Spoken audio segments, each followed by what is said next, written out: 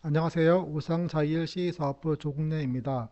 오늘은 아바쿠스를 활용한 줄 리팅 해석, 즉 열 전기 연성 해석에 대해서 설명드리겠습니다.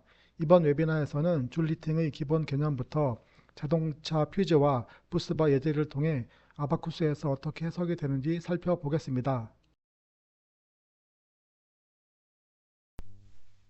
오늘 발표 순서는 다음과 같습니다. 먼저 개요에서 줄리팅 개념과 수식을 간단히 유도해보고 자동차 퓨즈 예제를 통해 해석 방법을 설명드리겠습니다. 이후 필요한 재료 물성과 아바쿠스 시나리오 설정 방법을 살펴보고 퓨즈 해석 결과를 확인하겠습니다. 그리고 부스바에 적용해보고 마지막으로 전체 내용 정리와 발표를 마무리하겠습니다. 일반적인 전기 해석에서는 전류, 전압, 전류 밀도와 같은 전기적 거동만 계산하는 경우가 많습니다. 하지만 실제 제품에서는 전류가 흐를 때 반드시 열이 발생하게 됩니다. 대표적인 현상이 바로 줄 히팅, 즉 줄열입니다. 전류가 증가하면 발열량이 증가하고 그 결과 온도가 상승하게 됩니다. 온도가 상승하면 재료의 전기 전도도가 변하게 되고 전기 전도도가 변하면 다시 전류 분포가 달라집니다. 그리고 전류 분포 변화는 다시 발열량 변화로 이어집니다. 즉 전기장과 온도장이 서로 영향을 주고받는 순환적인 관계를 형성하게 됩니다. 따라서 이러한 문제는 단순 전기 해석만으로는 정확히 예측하기 어렵고 열과 전기를 동시에 고려하는 풀리 커플드 해석이 필요합니다.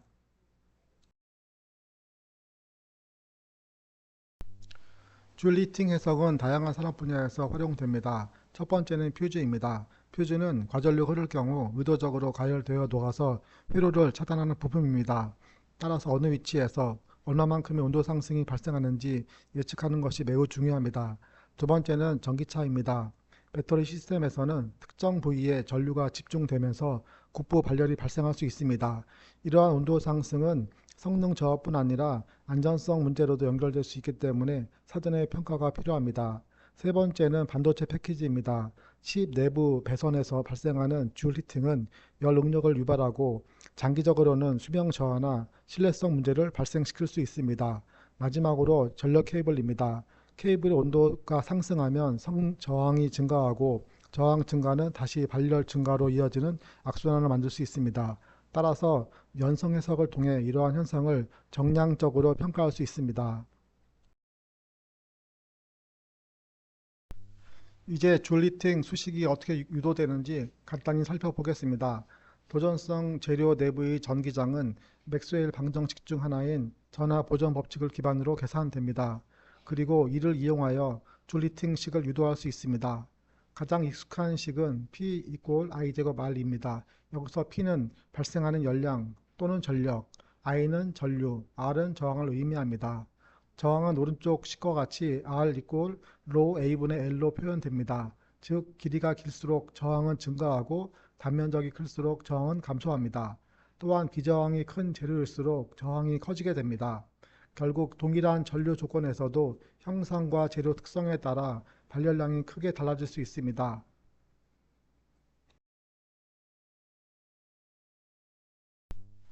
조금 더 일반적인 미분 형태의 줄 법칙을 살펴보겠습니다. 단위 최적당 발생하는 발열 전력 밀도는 P 이퀄 E 도트 J로 표현됩니다. 여기서 E는 전기장, 일렉트릭 필드이고 J는 전류 밀도, 커런트 덴시티입니다. 두 값을 내적하면 단위 최적당 발생하는 발열량을 계산할 수 있습니다. 물리적으로 해석하면 전기장이 전하를 이동시키기 위해 일을 하고 그 에너지가 결국 열 에너지 형태로 변환된다고 이해할 수 있습니다. 따라서 전류 밀도가 집중되는 영역에서는 발열도 집중되고 이러한 핫스팟을 정확히 예측하는 것이 줄 히팅 해석의 목적이라고 볼 수 있습니다.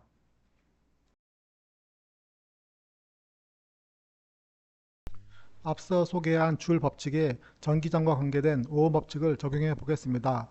전류 밀도 J는 전기 정도도 시그마와 전기장 E의 곱으로 표현됩니다. 즉 J는 시그마 E입니다.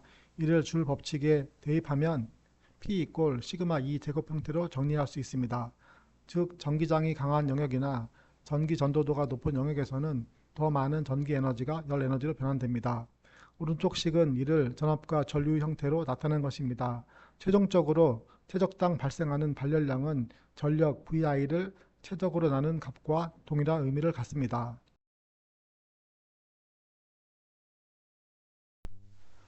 최적당 발열량을 전체 최적에 대해 적분하면 전체 전력 VI가 됩니다. 그리고 전기회로의 기본 관계식인 V 이퀄 IR을 적용하면 우리가 알고 있는 줄 법칙을 얻을 수 있습니다.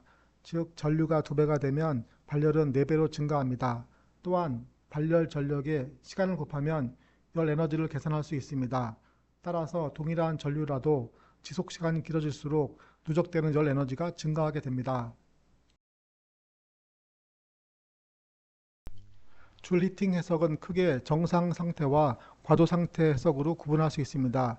정상 상태 해석은 시간이 지나도 전류나 전압 조건이 바뀌지 않는 경우입니다. 이 경우 특정 시점의 평형 상태만 계산하면 됩니다. 반면 실제 산업 문제에서는 전류가 시간에 따라 변하는 경우가 훨씬 많습니다. 예를 들어 배터리 충방전, 모터 구동, 전력 장치 운전과 같은 상황에서는 전류가 지속적으로 변화합니다. 이러한 경우에는 과도 상태 해석을 수행하여 시간 구간 동안의 평균 발열량을 계산해야 합니다. 따라서 실제 전기전자 제품의 신뢰성 평가에서는 과도 상태 해석을 많이 사용합니다.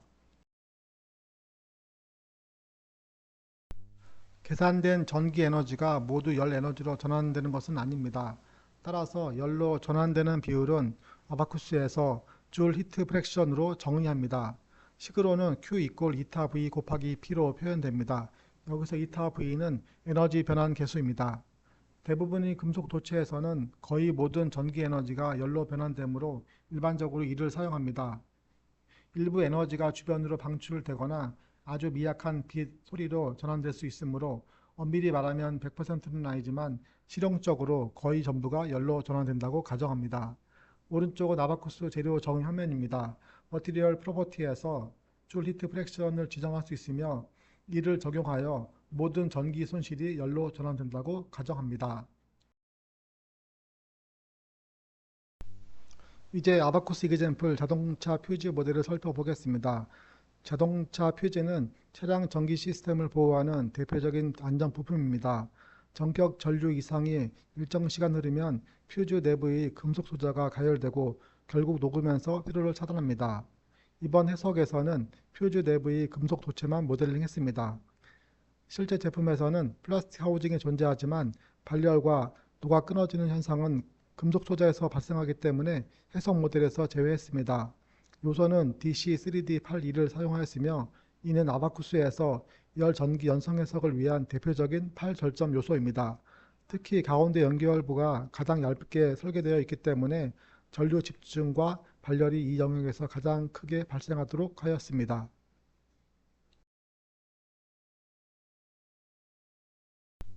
해석 정확도를 위해서는 재료 물성이 매우 중요합니다. 이번 예제에서는 알루미늄 AL6101 재료를 사용했습니다. 전기 전도도, 열 전도도, 비열, 밀도, 방사율 등의 물성을 입력하였습니다. 특히 줄리팅 해석에서는 온도에 따른 전기 전도도 변화가 매우 중요합니다. 오른쪽 상단 그래프를 보면 온도가 증가할수록 전기 전도도가 감소하는 것을 확인할 수 있습니다. 반대로 열 전도도는 온도 변화에 따라 약간 증가하는 경향을 보입니다. 이처럼 온도 의존 물성을 입력해야 실제 제품과 유사한 면성 거동을 예측할 수 있습니다. 해석은 두 스텝으로 구성됩니다. 첫 번째 스텝은 커플드 서멀 일렉트릭입니다. 전류를 인가하여 발열이 발생하고 온도 변화율이 충분히 작아져 정상 상태가 될 때까지 해석합니다. 전류는 왼쪽 단자에 집중 전류 형태를 입력하였고 반대편 단자에는 일렉트릭 포텐셜 0V를 적용하여 접지 조건을 설정했습니다. 또한 자연대리 조건을 적용하여 주변 공기로 열이 방출되도록 설정했습니다. 실제 부품이 공기 중에 노출되어 있는 상황을 묘사한 것입니다.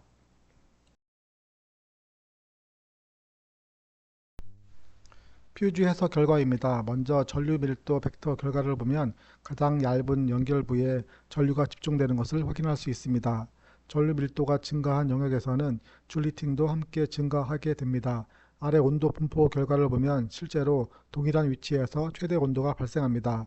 즉 전류 집중 영역이 곧 열 집중 영역이라는 것을 보여줍니다. 오른쪽 그래프는 실제 실험 결과와 해석 결과를 비교한 것입니다. 일부 차이는 존재하지만 온도 분포와 최대 온도 위치는 매우 유사하게 예측되었습니다.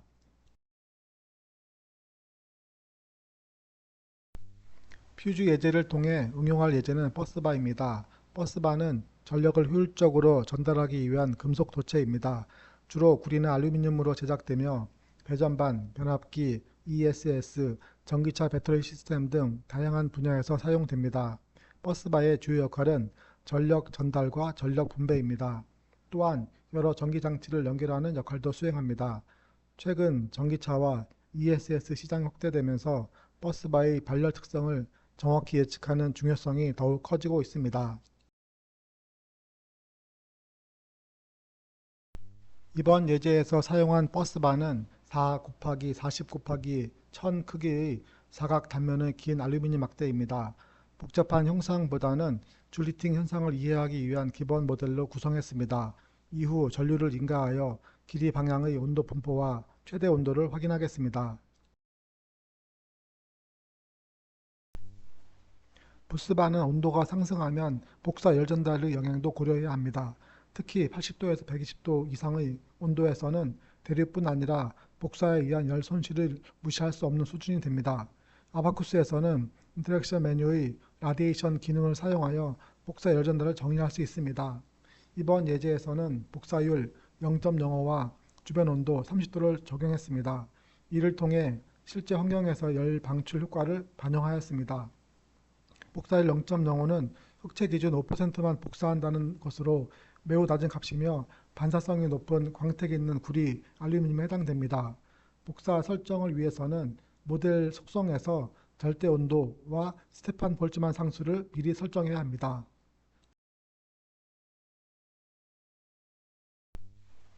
다음은 자연대류 조건입니다. 표면에서 공기로 열이 방출된다고 가정합니다.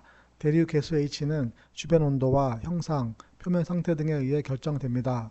이번 예제에서는 자연대류 조건을 적용하여 필름 코에피시언트 4의 10-6승을 사용하였습니다. 그리고 주변 공기 온도는 30도로 설정했습니다. 경계 조건으로서 전류 조건은 시간에 따라 변화하도록 설정했습니다. 초기에는 500A를 인가하고 이후 400A, 마지막에는 300A로 감소하는 프로파일을 적용했습니다. 아바쿠스에서는 컨센트레이트 커런트를 사용해서 각 노드에 전류를 배분했습니다. CST는 입출력단 모두 같은 크기의 암페어 값이 흐르는 것으로 처리하며 전류 신호 인가 모듈과 발열 해석 모듈 사이에 스케일링 팩터 값이 요구됩니다. 두 번째 경계 조건으로 반대편 끝단에는 일렉트릭 포텐셜 제로볼트를 적용했습니다. 이는 정기적으로 접지 조건을 의미합니다. 따라서 한쪽에서 전류가 유입되고 다른 쪽에서는 빠져나가는 전류 경로가 형성됩니다. 초기 온도는 30도씨로 설정했습니다. 해석은 주변 환경과 동일한 온도에서 시작하며 전류 인가에 따른 온도 상승을 계산하게 됩니다. 해석 결과입니다. 전류 밀도 결과를 보면 버스바 전체에 비교적 균일하게 전류가 분포하고 있습니다. 이는 형상이 단순하기 때문에 국부적인 집중 현상은 크지 않습니다. 온도 분포 결과에서는 전류에 의해 발생한 발열이 길이 방향으로 전달되는 모습을 확인할 수 있습니다. 최대 온도는 약 99.6도씨로 계산되었습니다. 오른쪽 그래프는 CST 결과와 비교한 것입니다. 두 결과 모두 동일한 경향을 보이며 최대 온도 차이는 약 13도씨 수준입니다. 지금까지 줄리팅 해석의 기본 이론과 수식 유도 과정을 살펴보았습니다. 그리고 자동차 퓨즈 예제를 통해 커플드 서머 일렉트릭 해석을 확인했습니다. 또한 버스바 모델을 적용하여 실제 전류 조건에서의 온도 상승을 예측해 보았습니다. 마지막으로 아바쿠스 결과와 CST 결과를 비교하여 해석 신뢰성을 확인하였습니다. 줄리팅 해석은 전기차 배터리, 전력 시스템, 반도체 패키지 등 다양한 분야에 적용 가능하며 제품 개발 초기 단계에서 발열 문제를 예측하고 설계를 최적화하는 데 아바쿠스도 매우 유용한 도구가 될 수 있습니다. 감사합니다.